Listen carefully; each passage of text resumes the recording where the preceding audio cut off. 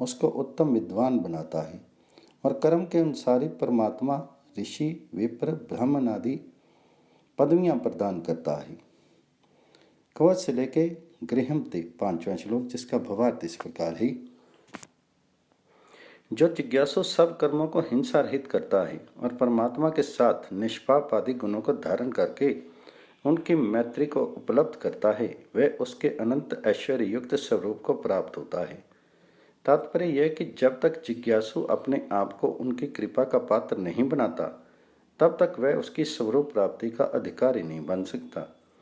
यह से लेकर वरुथम 6वां श्लोक, जो पुरुष कुछ भी परमात्मा के साथ संबंध रखता है, वह यदि स्वभाववश कभी पाप में भी पड़ जाता है तो परमात्मा की कृपा से फिर भी उन पापों से निकल सकता है, क्योंकि परमात्मा के आराधन का बल उसे पाप प्रवाह से निकाल सकता है। इसी अभिप्राय से कहा है कि परमात्मा परमात्म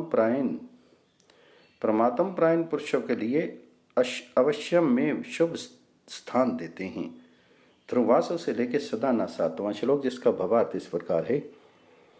जो पृथ्वी को नित्य कथन किया है, इससे यह तात्पर्य है कि यह संसार मिथ्या नहीं, क्योंकि ध्रुव पदार्थ मिथ्या नहीं होता किंतु दृढ़ होता है।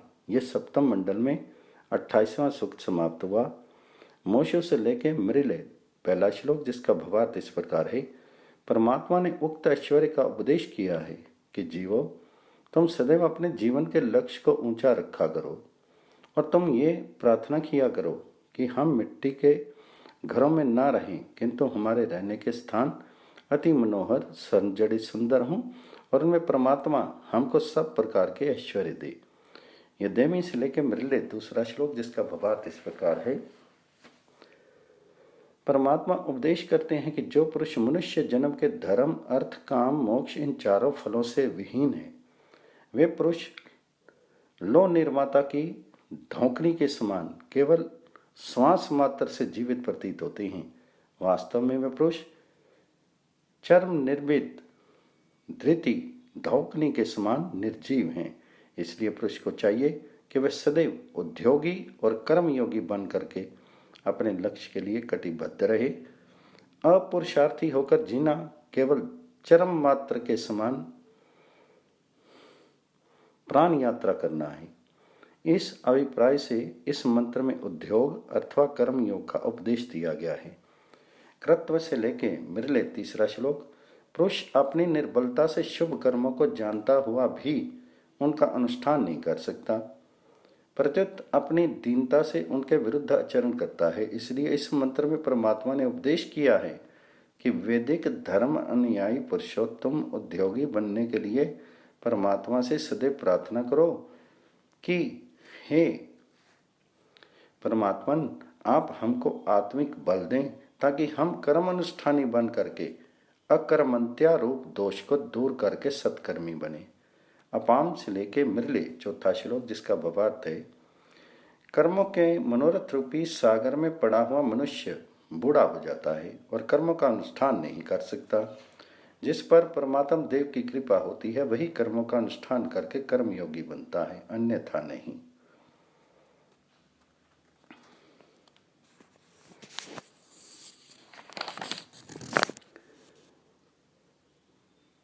यत् किम से लेके ऋषि 5वां श्लोक, इस मंत्र में उन पापों की क्षमा मांगी गई है जो अज्ञात से किए जाते हैं, अथवा यो कहो कि जो प्रत्ययरूप पाप हैं उनके विषय में ये क्षमा की प्रार्थना है।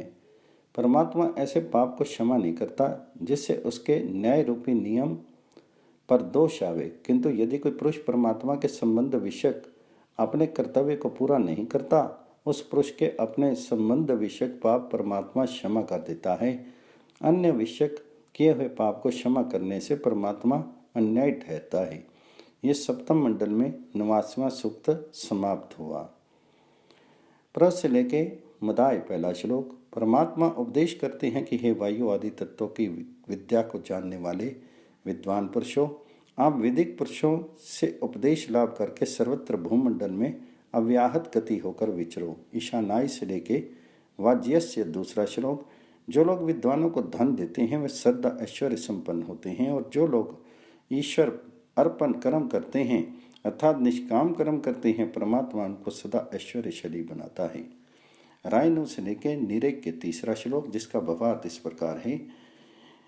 परमात्मा ये उपदेश करते हैं कि मानव प्रकृति ने ही ऐसे पुरुष को उत्पन्न किया है जो संसार की दरिद्रता का नाश करता है। ऐसा पुरुष जिस देश में उत्पन्न होता है उस देश में धन, अन्न, ऐश्वर्य और दरिद्रता का गंध भी नहीं रहता।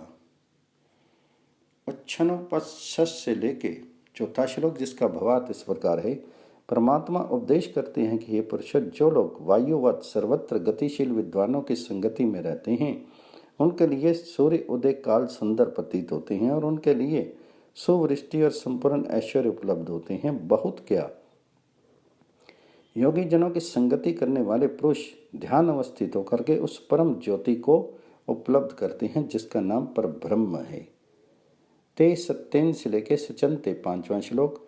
परमात्मा उपदेश करते हैं कि हे मनुष्यों, विद्युत विद्या के जानने वाले तथा वायु आदि सूक्ष्म तत्वों के जानने वाले विद्वान जिन यानों को बनाते हैं वे ज्ञान उत्तम से उत्तम ऐश्वर्य को प्राप्त कराते हैं, और वीर लोगों को नभोमंडल में ले जाने वाले एकमात्र वही यान कहला सकते हैं, धन अन्य नहीं। ईशानासों से लेके सद्य छठा श्लोक, जिसका भावार्थ इस प्रकार है। विद्युत आदि विद्याओं की शक्तियों को जानने वाले विद्वान ही प्रजाओं को ऐश्वर्य संपन्न बना सकते हैं। ऐश्वर्य संपन्न होकर ही प्रजा पूर्ण आयु को भोग सकती है। ऐश्वर्य संपन्न लोग ही युद्धों में पर पक्षों को प्राप्त करते हैं। परमात्मा उपदेश करते हैं कि हे विद्वानों, तुम सबसे पहले अपने देश को ऐश्वर्य संपन्न करो ताकि तुम्हारी प्रजाएं और संतान उत्पन्न करके शत्रु को परास्त करें। अरवंतों से लेकर सदाना सातवां श्लोक, जिसका भावार्थ है। जो लोग वेदवेता विद्वानों से उपदेश लाभ करते हैं वे ही बल तथा ऐश्वर्य संपन्न होकर अपना और अपने देश का कल्याण कर सकते हैं, अन्य नहीं। सप्तम मंडल में 90वां सूक्त समाप्त हुआ। कवि दंग से लेके सूर्यन पहला श्लोक, जिसका भावार्थ है। जो लोग आलस्य और दोष रहित और ज्ञानी हैं वे उषा काल में उठ करके अपने यश आदि कर्मों का आरंभ करते हैं। उशंता से लेके 90वां दूसरा श्लोक, जिसका भावार्थ है। परमात्मा उपदेश करते हैं कि जो लोग कर्मयोगी और ज्ञान योगी विद्वानों को अपना नेता बनाते हैं वे सुख को प्राप्त होते हैं, और उनको नवीन नवीन धन आदि वस्तुओं की सदैव प्राप्ति होती है। पीवो से लेके चक्रु तीसरा श्लोक, जिसका भावार्थ इस प्रकार है। जो पुरुष ज्ञान योगी बनकर बुद्धि रूपी श्री को उत्पन्न करते हैं वे संयमी पुरुष ही कर्मयोगी बन सकते हैं, धन अन्य नहीं।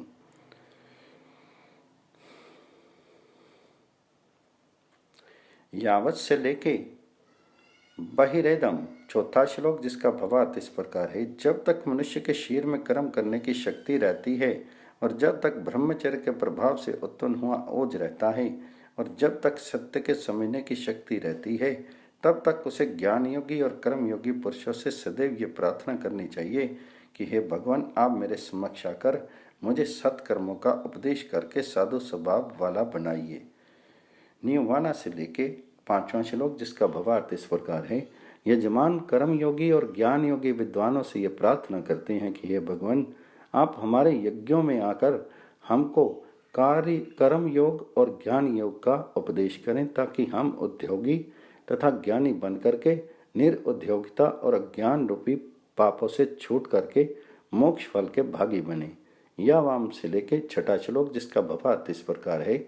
जो लोग कर्म योगी और ज्ञान योगी पुरुषों की सैकड़ों और सहस्त्रों बार संगति करते हैं वे लोग उद्योगी और ब्रह्म ज्ञानी बन करके जन्म के धर्म अर्थ काम मोक्ष रूपी चारों फलों को प्राप्त होते हैं। हरवंतों से लेकर सदाना 7वां श्लोक। जो लोग ज्ञान और विज्ञान के भिक्षु बन करके ज्ञानी और विज्ञानी लोगों से सदैव ज्ञान योग और कर्म योग की भिक्षा मांगते हैं, परमात्मा उनको अभ्युदय और निश्रेयस इन दोनों ऐश्वर्यों से परिपूर्ण करता है। ये सप्तम मंडल में 51वां सूक्त समाप्त हुआ। आवायो से लेके पेयम पहला श्लोक, जिसका भावार्थ इस प्रकार है। यजमान लोग अपने यज्ञों में कर्म योगी पुरुषों को बुला करके उत्तम उत्तम अन्न आदि पदार्थों के आनंददायक रस उनकी भेंट करके उनसे सद उपदेश ग्रहण करें। वायु शब्द से इस मंत्र में कर्मयोगी का ग्रहण है। किसी वायु तत्व या किसी अन्य वस्तु का नहीं है। यद्यपि वायु शब्द के अर्थ कहीं ईश्वर के, कहीं वायु तत्व के भी हैं, तथापि यहाँ प्रसंग से वायु शब्द कर्मयोगी का बोधक है।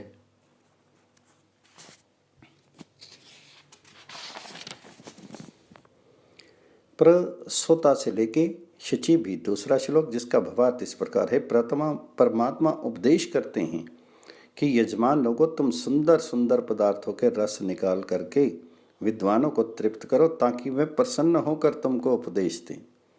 प्र से लेके च राधा तीसरा श्लोक, जिसका भावार्थ इस प्रकार है।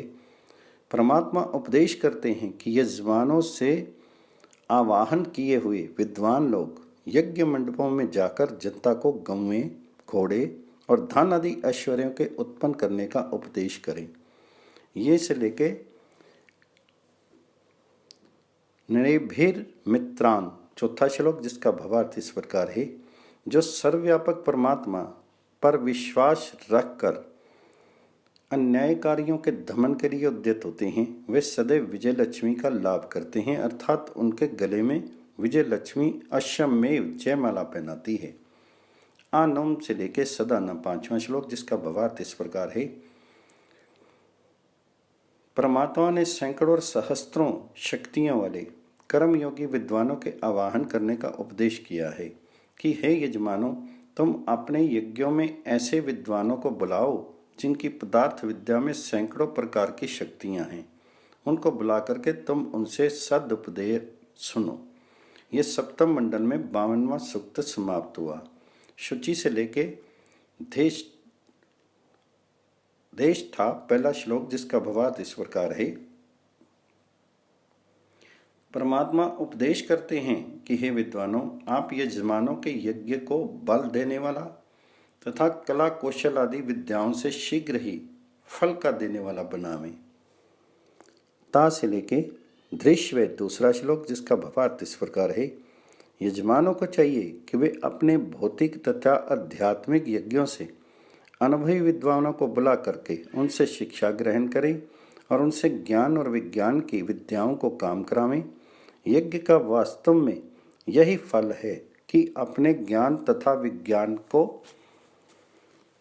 की वृद्धि हो तथा विद्वानों की संगति और उनका सत्कार हो। उपह से लेके नरस्ते तीसरा श्लोक, जिसका भावार्थ इस प्रकार है। परमात्मा उपदेश करते हैं कि यजमानों, तुम ऐसे विद्वानों को अपने यज्ञों में बुलाओ जो कर्म और ज्ञान दोनों प्रकार की विद्या से व्याप्त हों और आध्यात्मिक बल रखने के कारण दृढ़वती हों, क्योंकि दृढ़वती पुरुष ही अपने लक्ष्य को प्राप्त हो सकता है, अन्य नहीं। गोभी विग्रह से लेकर देश नहीं चौथा श्लोक, जिसका भावार्थ इस प्रकार है। यश्वर ऐश्वर्य के चाहने वाले लोगों को चाहिए कि वे कर्म योगी और ज्ञान योगी पुरुषों को अपने यज्ञों में बुलवाएं और बुला करके उनसे सुमति की प्रार्थना करें, क्योंकि विद्वानों के सत्कार के बिना किसी देश में भी सुमति उत्पन्न नहीं हो सकती। इसी अभिप्राय से परमात्मा ने इस मंत्र में विद्वानों से सुमति लेने का उपदेश किया है। सम से लेके जनेन पांचवा श्लोक। हे विद्वान पुरुषों, तुम लोग आहार व्यवहार द्वारा सौम्य स्वभाव बनाने वाले विद्वानों का संग करो तथा जो पुरुष ज्ञान योगी हैं उनकी संगति में रह करके अपने आप को परमात्म प्रायण बनाओ। इमामों से लेके वाजे छठा श्लोक, जिसका भावार्थ इस प्रकार है। परमात्मा उपदेश करते हैं कि हे यजमानों, आप लोग ज्ञान विज्ञान के ज्ञाता विद्वानों को अपनी विज्ञानशालाओं में बुलाएं, क्योंकि ज्ञान तथा विज्ञान से बढ़कर मनुष्य के मन को प्रसन्न करने वाली संसार में कोई अन्य वस्तु नहीं है। इसलिए तुम विद्वानों की सत्संगति से मन के सौमनस्य अर्थात विज्ञान आदि भावों को बढ़ाओ। यही मनुष्य जन्म का सर्वोपरि फल है। सो अग्र से लेके श्रीयंतु सातवां श्लोक, जिसका भावार्थ इस प्रकार है। पापों की निवृत्ति पश्चाताप से होती है। परमात्मा जिस पर अपनी कृपा करते हैं वही पुरुष अपने मन से पापों की निवृत्ति के लिए प्रार्थना करता है, अर्थात मनुष्य में परमात्मा की कृपा से विनीत भाव आता है, अन्यथा नहीं। यहाँ संचित और क्रियमान कर्मों की निवृत्ति से तात्पर्य है, प्रारब्ध कर्मों से नहीं। ऐता से लेके अग्न सदाना 8वां श्लोक, जिसका भावार्थ इस प्रकार है।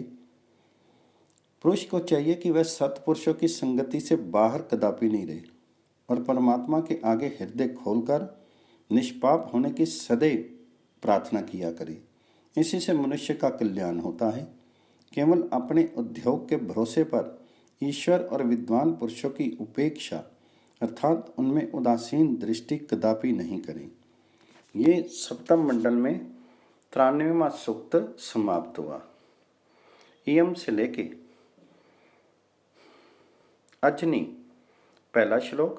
परमात्मा उपदेश करते हैं कि जो लोग अपने विद्वानों के सद्गुणों का वर्णन करते हैं, मानो सद्गुण कीर्तन रूप वृष्टि से अंकुरों के समान प्रादुर्भाव को प्राप्त होते हैं।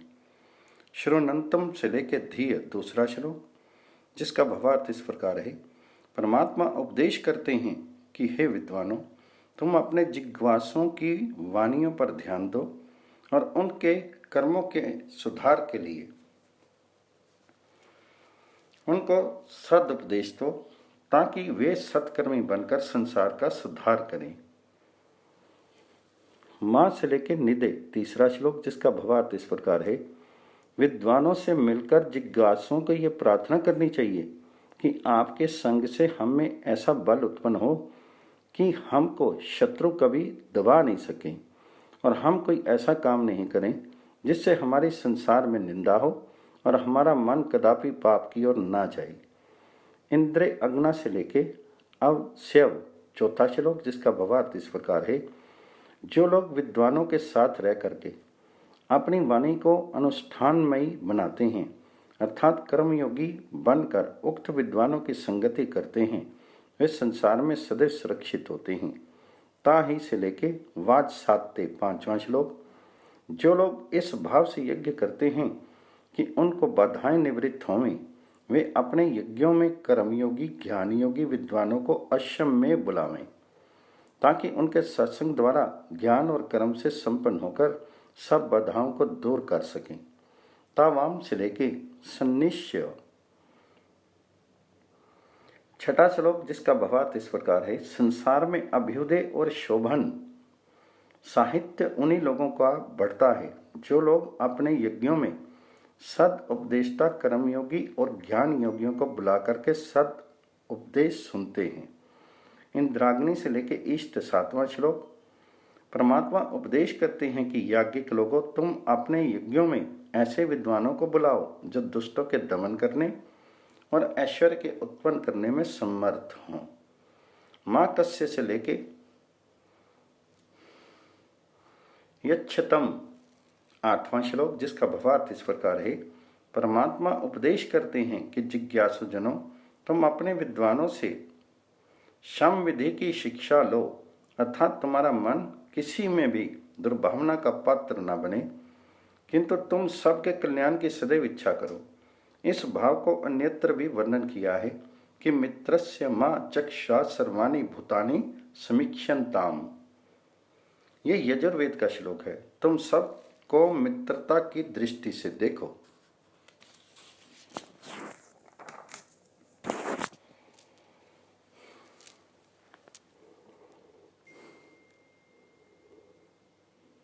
गोमत से लेके ई मही 9वां श्लोक। उक्त विद्वानों के सद उपदेश से हम सब प्रकार के धनों को प्राप्त हों। यत् सोम से लेके सपर्य 10वां श्लोक, जिसका भावार्थ इस प्रकार है।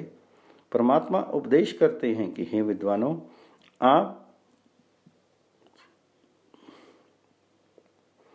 ऋत्विक आदि विद्वानों के यज्ञों में जाकर उनकी शोभा को अश्वम में बढ़ावें। उक्थेवी से लेके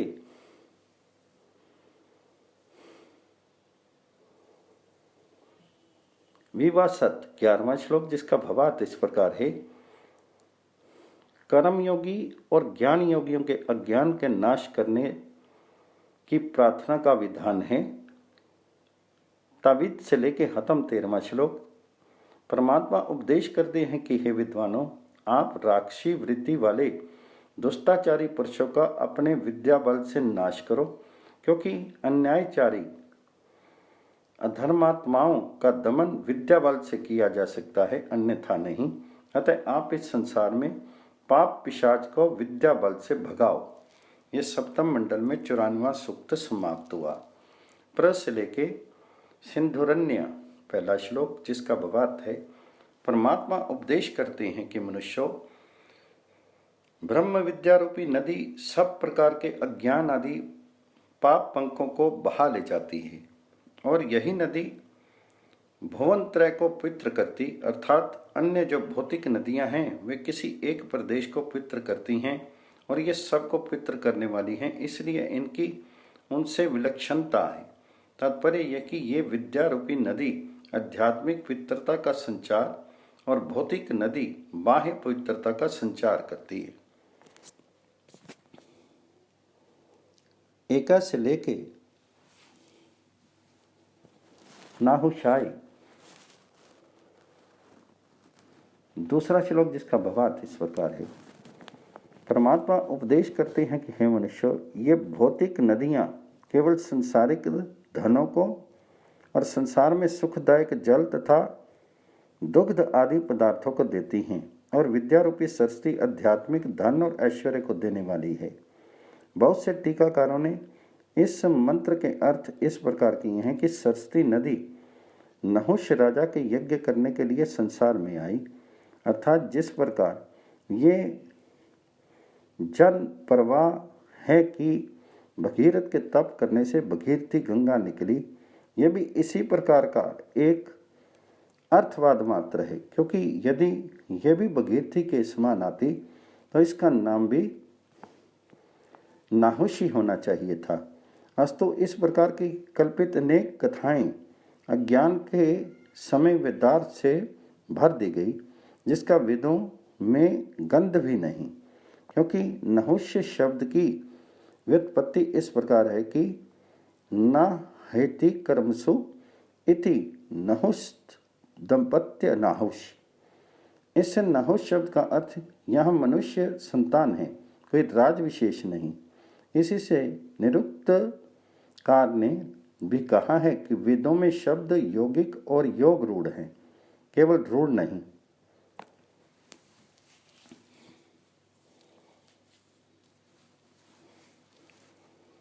मामरजीत से लेकर तीसरा श्लोक। सरस्वती विद्या से उत्पन्न हुआ प्रबोध्रुव पुत्र स्त्री पुरुषों को संस्कार करके देवता बनाता है, और यज्ञ कर्मा लोगों को याज्ञिक बनाता है।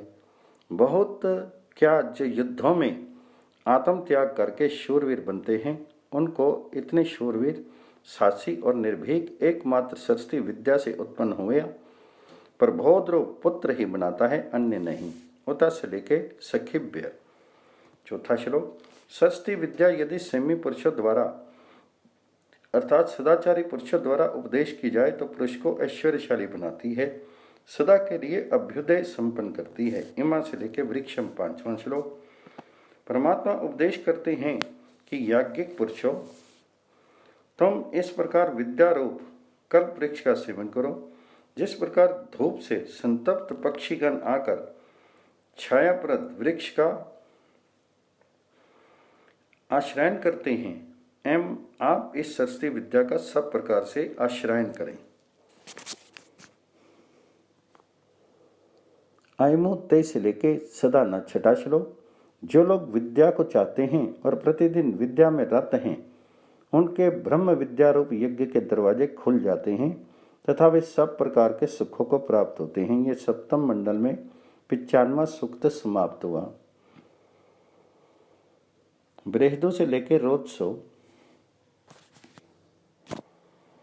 पहला श्लोक परमात्मा उपदेश करते हैं कि हे विद्वान लोगों, आपके लिए पूजा योग्य एकमात्र सरस्वती विद्या है। उसकी पूजा करने वाला विद्वान कदापि अवनति को प्राप्त नहीं होता, किंतु सदैव अभ्युदय को प्राप्त होता है।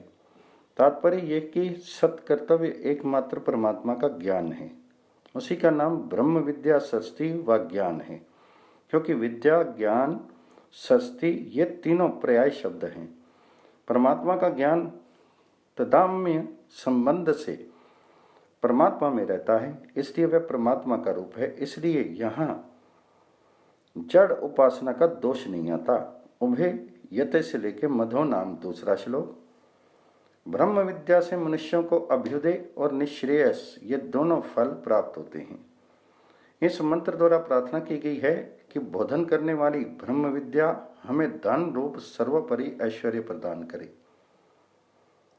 भद्रम से लेके विशिष्टवत तीसरा श्लोक।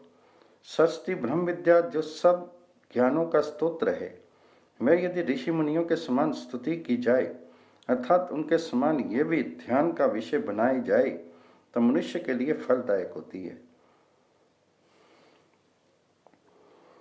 जनी यंत्रों से लेकर हवा में है चौथा श्लोक।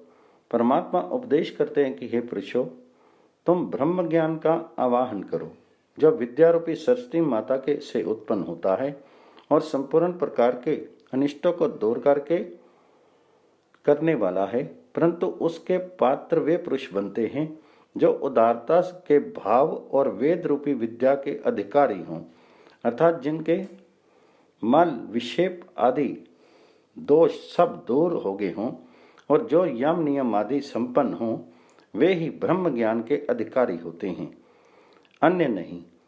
या यो कहो कि जो धर्मों और उपांगों के साथ वेद का अध्ययन करते और यम नियम आदि संपन्न होते हैं। ये 23 से लेके भव 5वां श्लोक। परमात्मा उपदेश करते हैं कि हे मनुष्य, ब्रह्म विद्या रूपी नदी की लहरें अत्यंत मीठी हैं और आप विद्या प्राप्ति के लिए सदैव ये विना किया करें कि वह विद्या नाना प्रकार से आपकी रक्षक हो। पिपीवासम से लेके प्रजामिशम 6वां श्लोक।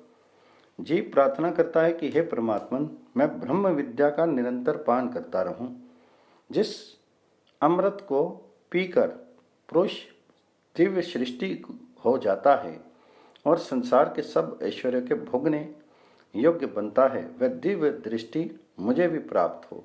यह सप्तम मंडल में 56वां सूक्त समाप्त हुआ। यज्ञ दिवों से लेके व्यश्च 1 श्लोक, जिसका भावार्थ इस प्रकार है। परमात्मा उपदेश करते हैं कि हे जिज्ञासु जनों, तुम उपासना रूप यज्ञों में परस्पर मिलकर उपासना करो और अभ्यागत विद्वानों का आप भली भांति सत्कार करें।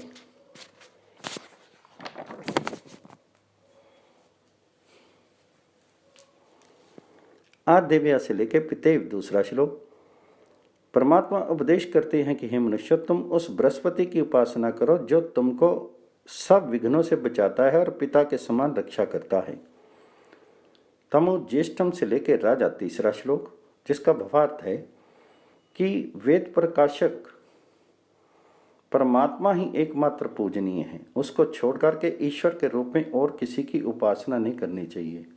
स आ 9 से लेकर अरिष्टान 4 श्लोक, जिसका भावार्थ है परमात्मा उपदेश करते हैं कि हे पुरुषोत्तम, उस परम देव को अपने हृदय मंदिर में स्थान दो जो सबका एकमात्र उपास्य देव और ऐसे निखिल ब्रह्मांड की उत्पत्ति स्थिति प्रलय करता है। तमा से लेके हुमेम 5वां श्लोक, जिसका भावार्थ इस प्रकार है जो परमात्मा सत प्रकाश और जन्म मरण आदि धर्म रहित है, अर्थात नित्य शुद्ध बुद्ध मुक्त स्वभाव है, उसको हम अपने शुद्ध अंतःकरण में धारण करें।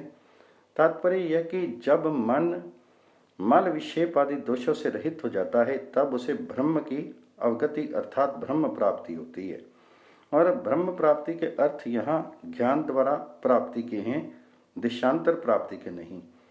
तम से लेके वसाना 6वां श्लोक, जिसका भावार्थ इस प्रकार है श्रवण मनन निध्यासन आदि साधनों से संस्कृत हुई अंतःकरण की वृत्तियां उस नित्य शुद्ध बुद्ध मुक्त स्वभाव ब्रह्म को प्राप्त कराती हैं, जो सर्वव्यापक और शब्द स्पर्श रूप रस गंध और गुणों से रहित है और कोट अनुकोटि ब्रह्मांड जिसके एक देश में जीवों के घोंसलों के समान एक प्रकार की तुच्छ सत्ता के स्थिर हैं, स ही से लेके कृष्ठा।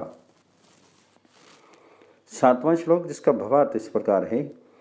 उक्त गुण संपन्न परमात्मा अपने भक्तों को आध्यात्मिक, अधिभौतिक, अधिदैविक तीनों पापों को मिटा करके अति ऐश्वर्य को प्रदान करता है। देवी दिवस्य से लेके सुगाधा 8वां श्लोक जिसका भावार्थ इस प्रकार है।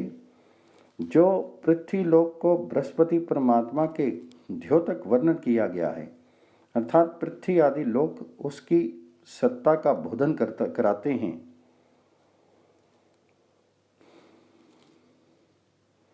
ये से लेके वनशा मराती 9वां श्लोक जिसका भावार्थ इस प्रकार है। उसी वेदपति परमात्मा के लिए प्रयुक्त ये हुआ है जिसका वर्णन इस सूक्त के कई एक मंत्रों में प्रथम भी आ चुका है। बृहस्पति से लेकर सदाना 10वां श्लोक जिसका भावार्थ इस प्रकार है।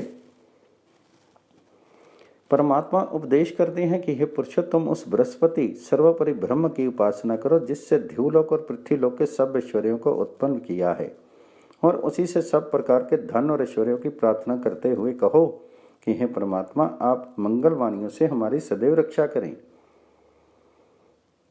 अधर्व्यों से लेके इच्छन 1 श्लोक जिसका भावार्थ इस प्रकार है। परमात्मा उपदेश करते हैं कि हे ऋतिक लोगों, आप निखिल संसार के पति परमात्मा की उपासना करो और सुंदर सुंदर पदार्थों से हवन करते हुए अपने स्वभाव को सौम्य बनाने की इच्छा करो। यद दिशे से लेके सोमान 2 श्लोक जिसका भावार्थ इस प्रकार है। केवल होम द्रव्य के पीने से ही शील उत्तम स्वभाव नहीं बन सकता, इसलिए ये कथन किया है कि हे विद्वान, आप सौम्य स्वभाव का उपदेश करके लोगों में शांति फैलाइए।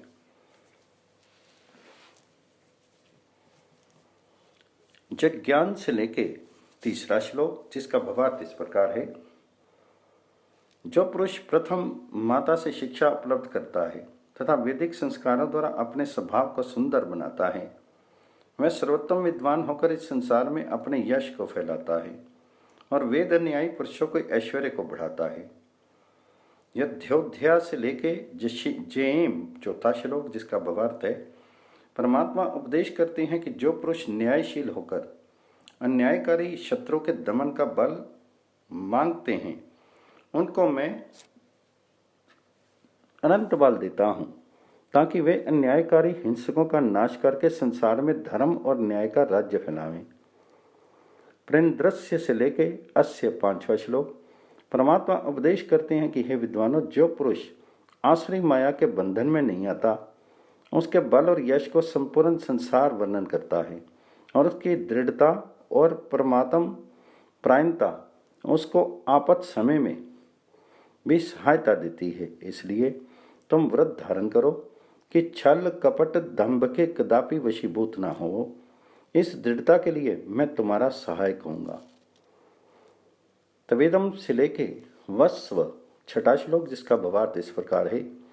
हे परमात्मन, आप संपूर्ण विश्व के प्रकाशक हैं और आपका यह संसार प्राणी मात्र के लिए सुखदायक है। जो कुछ हम इसमें दुखदायक देखते हैं, वह सब हमारे ही अज्ञान का फल है। बृहस्पति से लेके सदाना 7वां श्लोक। यहाँ परमात्मा जो द्विवचन की दिया है, वह इंद्र और बृहस्पति के भिन्न भिन्न होने के अभिप्राय से नहीं, किंतु उत्पत्ति और स्थिति इन 2 शक्तियों के अभिप्राय से है।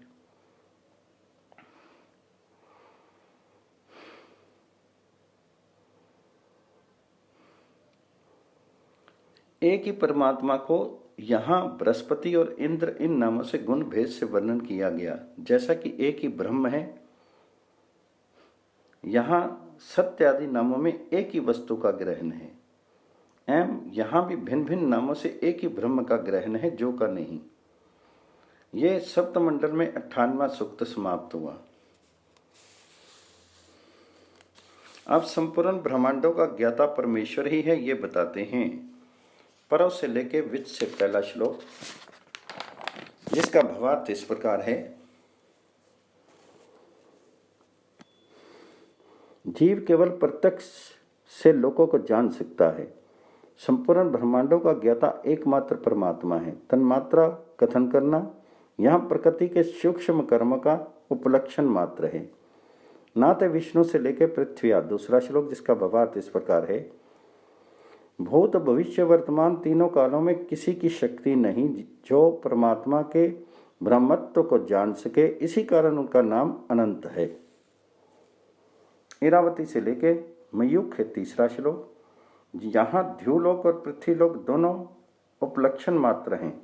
वास्तव में परमात्मा ने सब लोक लोकांतरों को ऐश्वर्य के लिए उत्पन्न किया है और इस ऐश्वर्य के अधिकारी सत्कर्मी पुरुष हैं।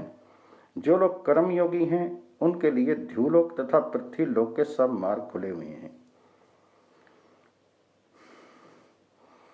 परमात्मा उपदेश करते हैं कि अधिकारी जनों, आपके लिए ये विस्तृत ब्रह्मांड क्षेत्र खुला है। आप इसमें कर्म योग द्वारा अव्याहत गति अर्थात बिना रोक टोक के सर्वत्र विचरें। उरुम से लेके पृतनाजे चौथा श्लोक, परमात्मा प्रार्थनाकर्ताओं के द्वारा इनको प्रकट करते हैं कि न्याय अभिलाषी पुरुषों, तुम मायावी पुरुषों को माया के नाश करने के लिए प्रार्थना रूपी भाव को उत्पन्न करो, फिर ये सत्कर्म स्वयं प्रबल हों करके फल देंगे। इंद्र विष्णु से लेकर वीरान पांचवा श्लोक, मायावी शत्रु को दमन करने के लिए यथाशील पुरुषों को परमात्मा उपदेश करते हैं कि तुम लोग अन्यायकारी शत्रु के सैकड़ों हजारों दुर्गों से मत डरो, क्योंकि अन्याय से जीतने की इच्छा वाला असुर स्वयं अपने पाप से आप मारा जाता है और उसके लिए आकाश से वज्रपात होता है। इयम से लेके वृजनेश्वंद्र छठा श्लोक, जो ऐश्वर्य के बढ़ाने वाली इस वाणी का सेवन करते हैं अर्थात ब्रह्मयज्ञ और वीर यज्ञ, ईश्वर उपासना, अन्याय के दमन करने के लिए वीरता करना, इस प्रकार भक्ति भाव और वीर भाव इन दोनों का अनुष्ठान करते हैं, वे सब प्रकार ही विपत्तियों को नाश कर सकते हैं। वष्टते से लेकर सदाना सातवां श्लोक, शिपी नाम बड़ा तपोरूप किरणों का है। शिप्यो रश्मिया अर्थात ज्योति स्वरूप परमात्मा हमारी प्रार्थनाओं को स्वीकार करे और हमको सदैव उन्नति के मार्ग में ले जाए। वहाँ पहले एक वचन आकर भी फिर आद्रार्थ बहुवचन है। ये सप्तम मंडल में 99वां सूक्त समाप्त हुआ। 9 से लेके विवाह 7। पहला श्लोक जिसका भावार्थ इस प्रकार है, परमात्म प्राप्ति के लिए सबसे प्रथम जिज्ञासा अर्थात प्रबल इच्छा उत्पन्न होनी चाहिए। तदनंतर जो पुरुष निष्कपट भाव से परमात्म प्रायण होता है उस पुरुष को परमात्मा का साक्षात्कार अर्थात यथार्थ ज्ञान अवश्यमेव होता है।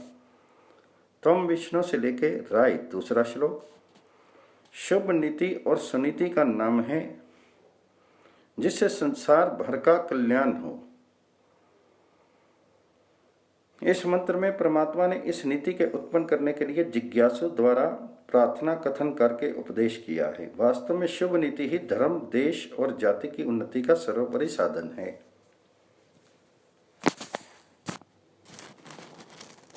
त्रिदेव शिले के नाम तीसरा श्लोक, 3 प्रकार से पृथ्वी को रचने के अर्थ ये हैं कि प्रकृति के सत्व आदि गुणों वाले परमाणुओं को परमात्मा ने 3 प्रकार से रखा। तामस भाव वाले परमाणु पृथ्वी पाषाण आदि रूप से, राजस नक्षत्र आदि रूप से और दिव्य अर्थात ध्युलोकस्थ पदार्थों को सात्विक भाव से, ये 3 प्रकार की गतियां हैं। वी चक्र में से लेके चकार चौथा श्लोक,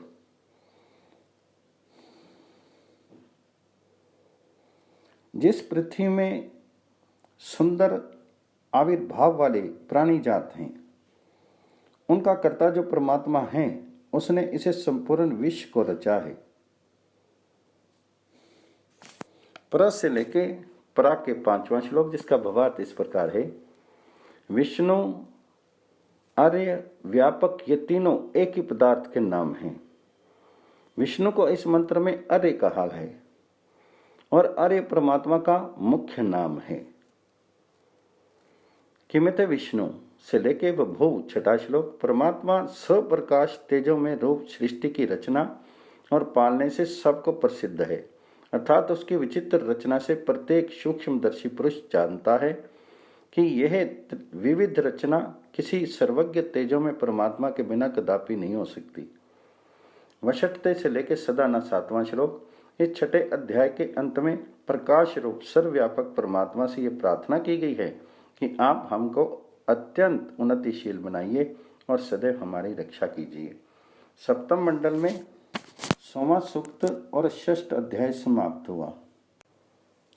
ऋग्वेद आज 7वां अध्याय, विश्वानि देव सवितुर्दोतानि परासुवा यद भद्रम तन्नसो, तीसरों से लेके गौरवीति 1 श्लोक, जिसका भावार्थ इस प्रकार है। परमात्मा ने ये उपदेश किया है कि विद्युत शक्ति को वत्स और आकाशस्थ मेघमंडल को स्तन स्थानी बना करके ऋतिज्ञों को ऋचा रूपी हाथों द्वारा दोगधा बनाया है। तात्पर्य यह कि वर्षा ऋतु में ऋतिज्ञों को उद्गाता आदि के उच्च स्वरों से वेद मंत्रों का गायन करना चाहिए,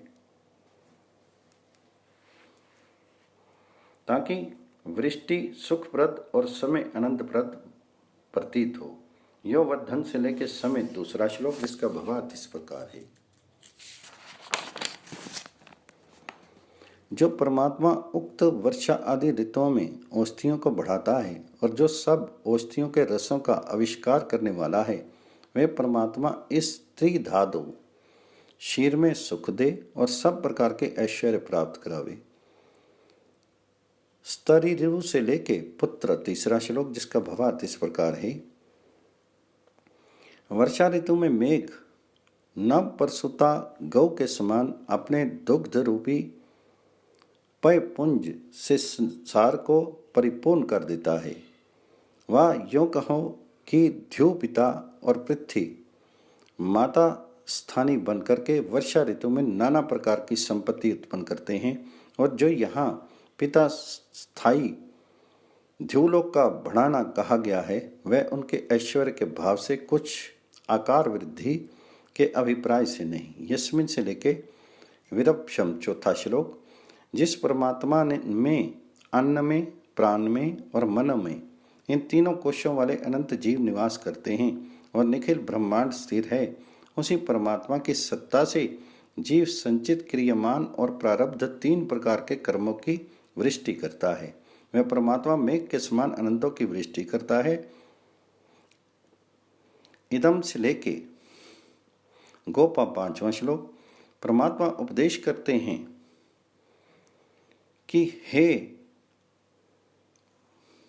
उद्गाता आदि लोगों, तुम लोग अपने सम्राट के हृदय में इस बात को बलपूर्वक भर दो कि जिस प्रकार वृष्टि करता मेघ हम पर वृष्टि करके नाना प्रकार की औषधियाँ उत्पन्न करते हैं, और जिस प्रकार इस संसार में आनंद की वृष्टि करता है, इसी प्रकार राजन आप अपनी प्रजा के लिए न्याय नियम से सुख की वर्षा करने वाले हो। स से लेके सदाना 6 श्लोक, जिस परमात्मा में चराचर सब जीव निवास करते हैं और जो प्रकृति रूपी बीज धारण किए हुए है, अर्थात जिससे तीनों गुणों को साम्य अवस्था रूप प्रकृति और जीव रूप प्रकृति सदा भिन्न होकर विराजमान है, उसी एकमात्र परमात्मा से अपने सदाचार और सच्चाई की प्रार्थना करनी चाहिए।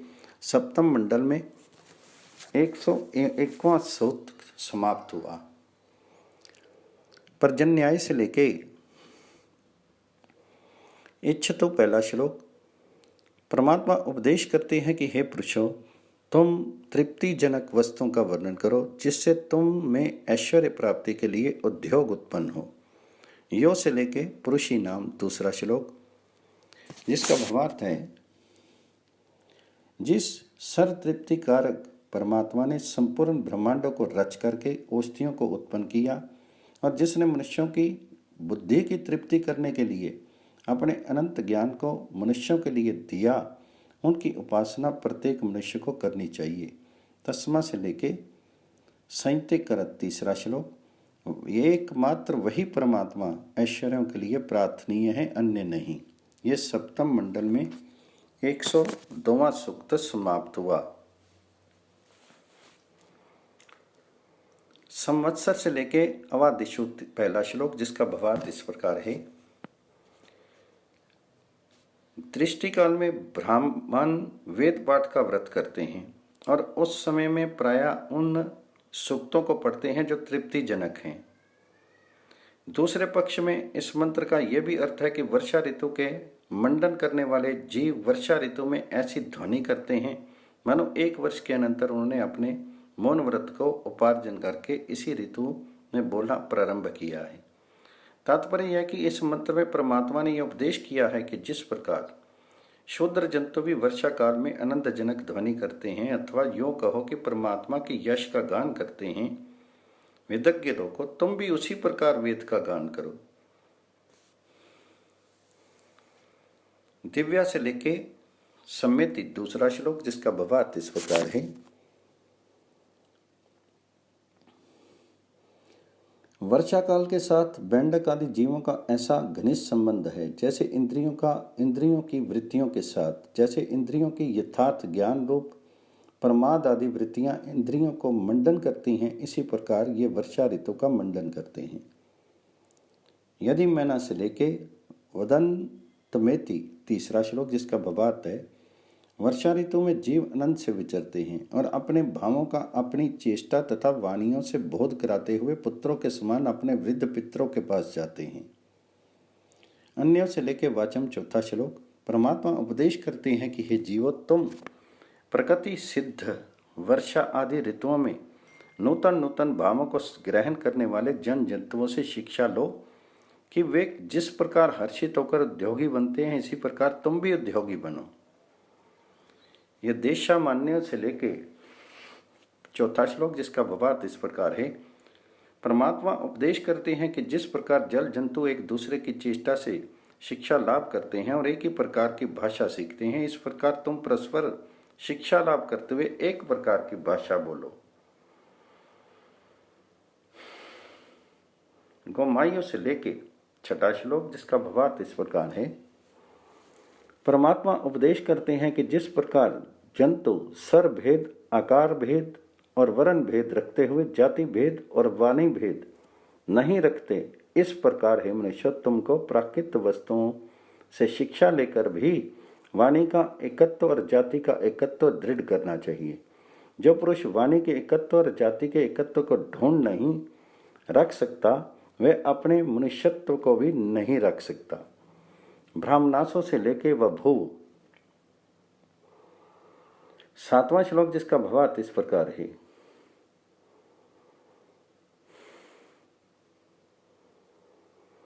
हे मनुष्यों, तुम वर्षा ऋतु में प्रकृति के विचित्र दृश्य को देख करके वैदिक सूक्तों से उपासना करो और सोम आदि यज्ञों द्वारा ब्रह्म उत्सव को मनाओ। विचित्र बात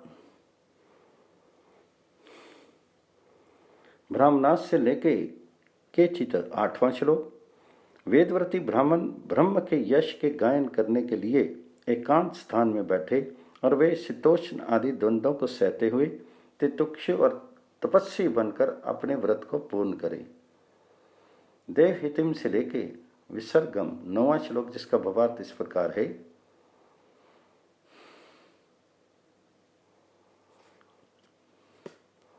वर्षा काल में ब्राह्मण लोग तप करें अर्थात समी बनकर वेद पाठ करें।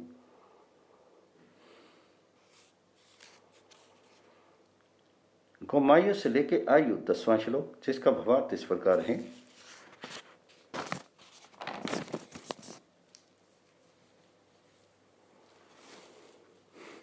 परमात्मा उपदेश करते हैं कि हे जीवो, तुम वर्षा काल से अनंत प्रकार की शिक्षा लो और अपने ऐश्वर्य और आयु की वृद्धि की प्रार्थना करो। सप्तम मंडल में 103वां सूक्त समाप्त हुआ। इंद्र सोमा से लेके पहला श्लोक, जिसका भावार्थ इस प्रकार है। हे परमात्मन, जो राक्षसी वृत्ति से प्रजा में अनाचार फैलाते हैं, आप उनका नाश करें। राक्षस कोई जाति विशेष नहीं, किंतु जिससे प्रजा में शांति है, न्याय नियम का जो वहां पे भंग होता है, उन्हीं का नाम यहां राक्षस है। इंद्र सोमा से लेके किमी दिने दूसरा श्लोक, जिसका भावार्थ इस प्रकार है। जो लोग वेद द्वेषी और अघायु पुरुषों के दमन करने का भाव नहीं रखते, वह परमात्मा की आज्ञा का यथावत पालन नहीं कर सकते। इसलिए परमात्मा उपदेश करते हैं कि यह पुरुषों, तुम पाप आत्मा, धर्म अनुष्ठान विहीन, धर्म द्वेषी पुरुषों से सदैव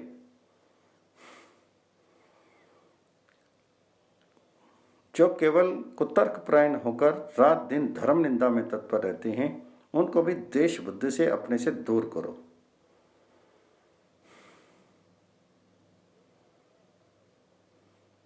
तात्पर्य यह है कि वैदिक लोगों को चाहिए कि वे सत्कर्मी और धर्मरत पुरुषों का सम्मान करें, औरों का नहीं। इंद्र सोमा से लेकर तीसरा श्लोक, जिसका भावार्थ इस प्रकार है।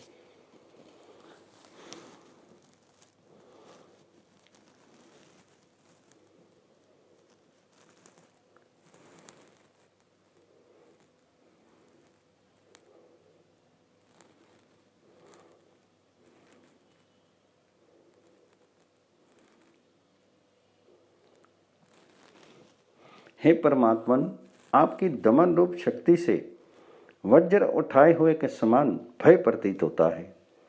इसमें संदेह नहीं कि दुष्टों के दमन के लिए परमात्मा भय रूप है। इसी अभिप्राय से कहा है।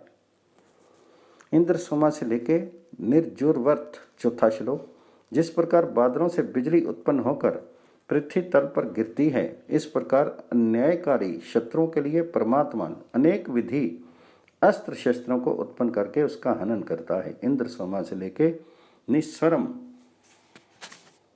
पांचवा श्लोक, जिसका भावार्थ है। परमात्मा अन्यायकारी दुष्टों के दमन के अनेक प्रकार बताते हैं। इंद्र सोमा से लेकर जिनवनवतम छठा श्लोक, जिस प्रकार वेद की वाणियां राजा को कर्म में और अपने स्वधर्म में प्रेरणा देती हैं, या यूँ कहो कि जिस प्रकार प्रजा की प्रार्थनाएं राजा को दुष्ट दमन के लिए उद्धत करती हैं, इसी प्रकार आप हमारी प्रार्थनाओं से दुष्ट दस्युओं का दमन करके प्रजा में शांति का राज्य फैलाओ।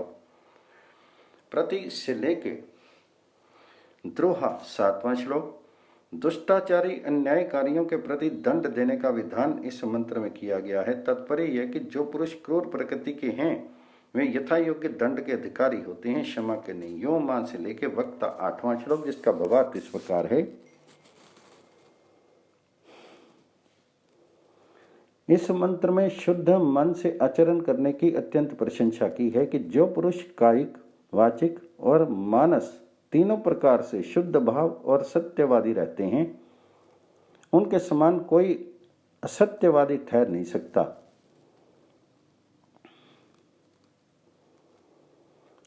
तात्पर्य यह कि मनुष्य को अपनी सच्चाई पर सदा दृढ़ रहना चाहिए। ये से लेके उपस्थे नवां श्लोक, जो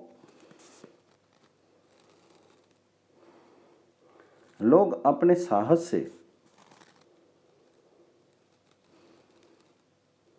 सद्धर्मपरायण पुरुषों की निंदा करते हैं, उन्हें परमात्मा हिंसकों के वशीभूत करता है और पापात्मा पुरुषों के मध्य में फेंक देता है।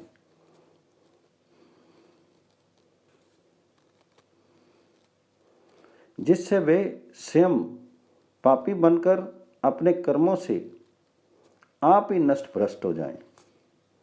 योनो से लेके तनाचय 10वां श्लोक, हे ज्ञान स्वरूप परमात्मन, आप ऐसे राक्षसों को सदैव नष्ट करें जो धर्मचारी पुरुषों के बल, वीर्य और ऐश्वर्य को छिप करके चोरों से व किसी कुनीति से नष्ट करते हैं। परासो से लेके नक्तम 11वां श्लोक, जिसका भावार्थ इस प्रकार है। जो लोग सदाचारी लोगों को दुख पहुंचाते हैं, वे तीनों लोकों से अर्थात भूत, भविष्य, वर्तमान तीनों कालों के सुखों से वंचित हो जाते हैं। सुविज्ञानम से लेके हंत्या सत 12वां श्लोक,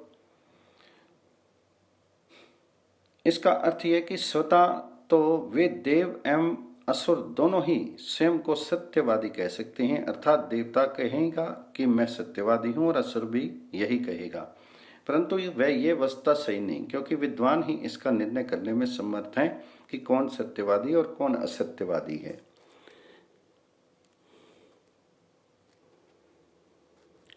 नाम वा से लेके शियाते 13वां श्लोक, जिसका भावार्थ इस प्रकार है। पापी पाप से पश्चाताप करे और ईश्वर संबंधी संध्या वंदन आदि कर्म समय पर करे तो प्रत्यवाय रूपी दोषों से उसकी मुक्ति संभव है।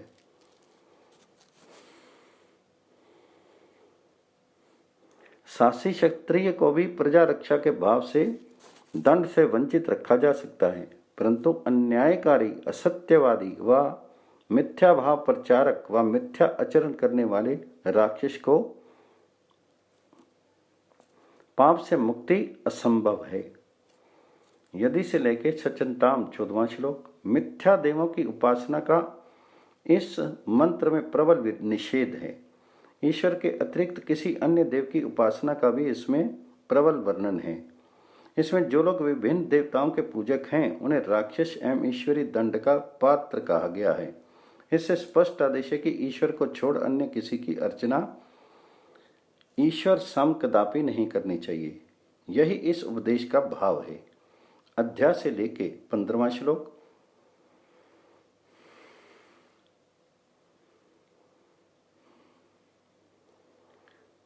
इस मंत्र द्वारा प्रभु ये शिक्षा देते हैं कि जो व्यक्ति विश्व के उपकार की दिशा में प्रवृत्त नहीं और आस्तिक भावना का प्रचारक नहीं, उसका का जीवन निरर्थक है तथा उससे कोई लौकिक परलौकिक उपकार असंभव है।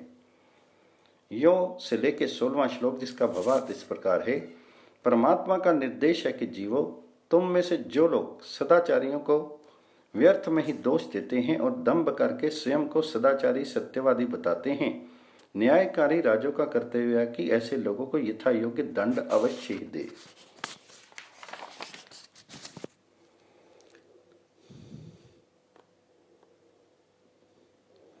या से लेके उपब्दे 17वां श्लोक, जिसका भावार्थ इस प्रकार है।